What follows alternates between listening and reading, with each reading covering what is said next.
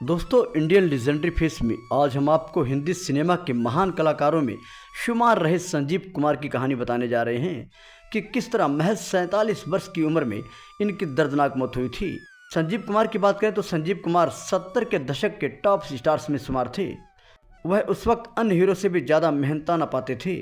वह एक हरफन मौला स्टार थे जिन्होंने रोमांटिक से लेकर थ्रिलर फिल्में तक दी। 2 फिल्मों के लिए उन्होंने नेशनल अवार्ड तक जीते। सब कुछ अच्छा चल रहा था, लेकिन एक वक्त ऐसा आया जब संजीव कुमार को फिल्में मिलना बंद हो गईं। इस वजह से वह डिप्रेशन में चले गए। लेकिन जब 6 नवंबर 1985 में संजीव कुमार की मौत हुई तो उनकी 10 से भी ज़्यादा फिल्में रिलीज़ हुई थीं, जिनमें से कुछ फिल्में हिट रही थीं। फिल्मों में आने से पहले संजीव कुमार का नाम हरिहर जरीवाला था, क्योंकि संजीव के पिता भगवान श्री कृष्ण के भक्त थे, तो उन्होंने बेटे का नाम हरिहर जरीवाला रख दिया था।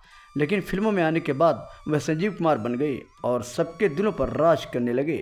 संजीव कुमार ने खिलौना, अंगूर, शोले, दस्तक, त्रिशूल, सीता और गीता, आंधी, मौसम व कोशिश जैसी फिल्में की। हरफन मौला संजीव कुमार को क्या पता था कि जल्द ही बुरा वक्त उन्हें घेर लेगा। अचानक संजीव कुमार को फिल्में मिलना बंद हो गई। जब फिल्में मिलना बंद हुई तो संजीव कुमार को डिप्रेशन हो गया। करीब 1978 के आसपास उन्हें हार्ट अटैक हुआ, जिसके बाद उनकी हार्ट की सर्जरी करनी पड़ी थी। संजीव कुमार आखिरी दिनों में एकदम तन्हा हो गए थे। आपको जानकर हैरानी होगी कि उनके परिवार में सभी पुरुषों की मौत 50 साल की उम्र से पहले हो जाती थी। संजीव कुमार के साथ भी ऐसा हुआ। उनकी मौत 47 साल की उम्र में हुई थी। इससे पहले उनके दादा और पिता की भी मौत 50 साल की उम्र से पहले हो गई थी। संजीव कुमार के भतीजे उदय जरीवाला ने एक इंटरव्यू में इसकी वजह बताई थी। साथ ही ये भी बताया था कि चाचा संजीव कुमार का आखिरी वक्त कैसा रहा था। उदय जरीवाल ने बताया था कि ये सच है कि उनके परिवार में सभी पुरुषों की मौत 50 साल की उम्र से पहले हो जाती थी। उदय जरीवाला ने कहा कि पिछले कुछ समय से ऐसा हो रहा था। दादा और संजीव कुमार के अलावा उनके पिता की भी मौत 47 और 50 साल की उम्र में हो गई थी। उदय जरीवाला ने आगे कहा कि अब ऐसा नहीं है, क्योंकि वह खुद 50 साल से अधिक के हो गए हैं। उदय भी नहीं समझ पाए कि आखिर उनके घर में बाकी पुरुषों के साथ ऐसा क्यों हुआ। वो 50 साल की उम्र से पहले ही क्यों चल बसे। संजीव कुमार का 6 नवंबर 1985 में निधन हो गया था।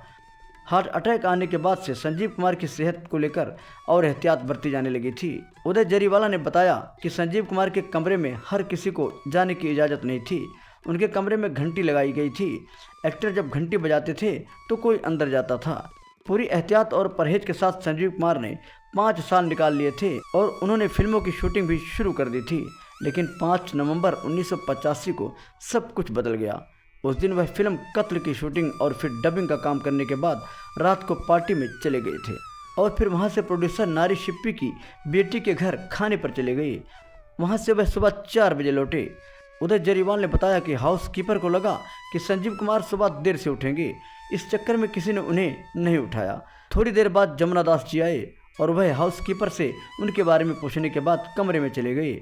वहां उन्होंने देखा कि संजीव कुमार उल्टियां कर रहे थे। जमुना दास तुरंत डॉक्टर को लाने के लिए चले गए। उसी बीच सचिन पिलगांवकर भी वहां आए और जब उन्हें पता चला कि डॉक्टर को बुलाया गया है तो वह घबरा गए। जब डॉक्टर के साथ सभी लोग संजीव कुमार के कमरे में पहुंचे तो देखा कि वह जमीन पर पेट के बल लेटे पड़े थे। उनके बगल में सार्बिट्रेट टैबलेट की शीशी पड़ी थी। डॉक्टर ने तुरंत ही संजीव कुमार को CPR दिया, पर संजीव कुमार तब तक इस दुनिया से जा चुके थे।